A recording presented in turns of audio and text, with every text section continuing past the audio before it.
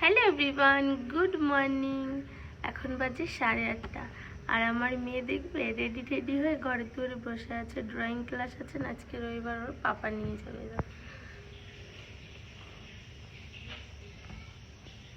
8:30 বেশি বাজে। কটা বাজে ঘড়িতে? এই 8-9টা বাজে।